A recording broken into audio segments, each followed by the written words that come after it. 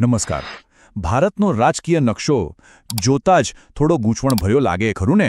કેટલા રાજ્યો છે, કેટલા કેન્દ્રશાસિત પ્રદેશો, પણ ચિંતા કરવાની જરાય જરૂર નથી. ચાલો આજના આ વિશ્લેષણમાં આપણે આ જ નકશાને એકદમ સરળ બનાવી દઈએ અને સમજીએ કે આપણો દેશ ખરેખર કેવી રીતે ગોઠવાયેલો છે. તો આજે આપણે શું શું જોવાના છે? સૌથી પહેલાં આપણે જાણીશું કે સત્તાવાર આંકડા શું છે. પછી એ જોઈશું કે આ નકશો આખરે બન્યો કેવી રીતે. ત્યાર પછી આપણે આખા દેશના અલગ અલગ વિસ્તારોની એક ટૂંકી સફર કરીશું. પછી કેટલીક રસપ્રદ વાતો એટલે કે રાજ્યોની ખાસિયતો પર નજર નાખીશું. અને છેલ્લે એ સમજીશું કે આ બધું જાણવું આપણા માટે શા માટે જરૂરી છે. તો ચાલો જરાય સમય બગાડ્યા વગર શરૂ કરીએ આપણા પહેલા વિભાગથી, સત્તાવાર ગણતરી. અહીં આપણે એ મૂળભૂત આંકડાઓ જાણીશું જેના પર ભારતનો રાજકીય નકશો ટકેલો છે. તો સૌથી પહેલો અને મૂળભૂત સવાલ મનમાં એ જ આવે કે આટલો મોટો દેશ, આપણો ભારત, આખરે વહીવટી રીતે ગોઠવાયેલો કેવી રીતે છે? ચાલો, આનો જવાબ બહુ સરળ છે.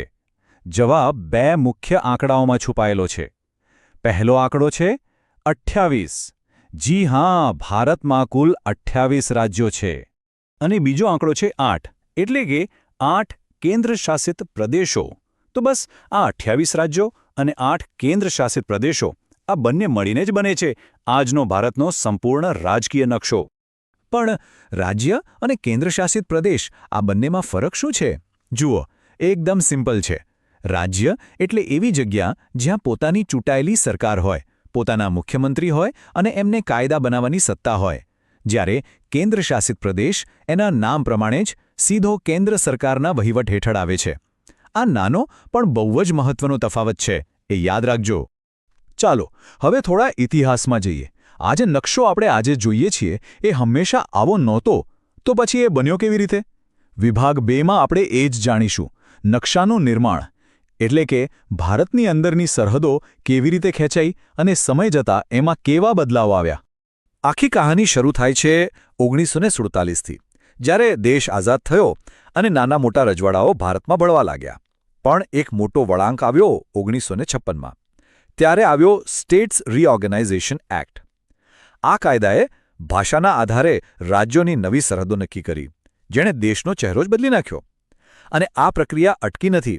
હમણાં તાજેતરમાં જ 2014માં તેલંગાણા બન્યું અને 2019માં જમ્મુ અને કાશ્મીર રાજ્યનું પુનર્ગઠન થયું અને તેમાંથી લદ્દાખ એક નવો કેન્દ્રશાસિત પ્રદેશ બન્યો. તો સવાલ એ છે કે સરકાર આ બધા ફેરફાર કરી કેવી રીતે શકે? આ બધી શક્તિ ક્યાંથી આવે છે? તો એનો જવાબ છે આપણા બંધારણમાં. બંધારણનો અનુચ્છેદ 3 એટલે કે આર્ટિકલ 3 સંસદને આ તાકાત આપે છે. એમને સત્તા છે કે તેઓ નવા રાજ્યો બનાવી શકે, જૂના રાજ્યોની સરહદો બદલી શકે, વિસ્તાર બદલી શકે અને એટલું જ નહીં, નામ પણ બદલી શકે છે. ચાલો હવે આ બધા રાજ્યોને મગજમાં બરાબર બેસાડવા માટે એક નાનકડી ભારતની ટૂર પર નીકળીએ. આપણો ત્રીજો વિભાગ છે પ્રદેશોની સફર. આનાથી 28 રાજ્યોને યાદ રાખવા એકદમ સહેલાથી જશે. આપણે શરૂઆત કરીશું ઉત્તર ભારતથી. અહીં ઉત્તર પ્રદેશ, પંજાબ, હરિયાણા જેવા રાજ્યો છે. હવે સીધા જઈએ દક્ષિણમાં. અહીં તમિલનાડુ, કર્ણાટક અને કેરળ જેવા રાજ્યો છે, જે પોતાની અનોખી સંસ્કૃતિ માટે જાણીતા છે.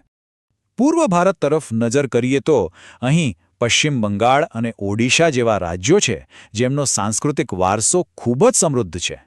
પશ્ચિમમાં આવીએ તો અહીં રાજસ્થાન અને ગુજરાત જેવા મોટા અને ઔદ્યોગિક રાજ્યો આવેલા છે.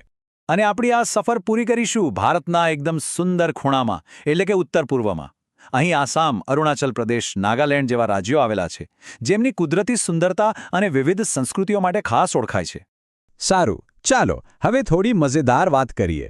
હવે આવે છે આપણો ચોથો વિભાગ, રાજ્યોની વિશેષતાઓ. કયું રાજ્ય સૌથી મોટું, ક્યાં વસ્તી સૌથી વધુ? ચાલો કેટલાક રસપ્રદ તથ્યો પર નજર કરીએ. આ આંકડાઓ જોશો ને તો ખ્યાલ આવશે કે ભારતમાં કેટલી વિવિધતા છે. જો વિસ્તારની રીતે જોઈએ તો રાજસ્થાન સૌથી મોટું રાજ્ય છે, તો બીજી બાજુ ગોવા એકદમ નાનકડું. વસ્તીની વાત કરીએ તો ઉત્તર પ્રદેશ આખા દેશમાં સૌથી આગળ છે. અને ભણતરની બાબતમાં એટલે કે સાક્ષરતામાં કેરળનો કોઈ મુકાબલો નથી. દરેક આંકડો કંઈક અલગ જ વાર્તા કહે છે, ખરું ને? તો અત્યાર સુધી આપણે આંકડા જોયા, ઇતિહાસ જોયો અને આખા દેશની સફર પણ કરી. પણ હવે સૌથી મોટો સવાલ, આ બધું જાણવું શા માટે જરૂરી છે? એના માટે આપણે આવી ગયા છીએ આપણા છેલ્લા વિભાગ પર. આ નકશો શા માટે મહત્વનો છે? આને સમજવા માટે સ્ત્રોતમાં એક બહુ સરસ વાત કહી છે. એમાં લખ્યું છે કે ભારતના રાજ્યોને સમજવું એ ખાલી નામ ગોખવાની વાત નથી. એ તો સીધું દેશના ભૂગોળ, એની રાજનીતિ અને એના અર્થતંત્ર સાથે જોડાયેલું છે. મતલબ કે દરેક રાજ્યની સરહદ પાછળ એક આખી કહાણી છે, એક ઓળખ છે. તો આ બધી ચર્ચા પછી એક છેલ્લો વિચાર મનમાં આવે છે. આપણો દેશ ભારત સતત બદલાઈ રહ્યો છે, આગળ વધી રહ્યો છે. તો શું ભવિષ્યમાં આ નકશો પણ બદલાશે? નવી સરહદો બનશે, નવા રાજ્યો બનશે? આ એક એવો સવાલ છે જેના પર વિચારવું રહ્યું અને જેનો જવાબ આપણને આવનારો સમય જ આપશે.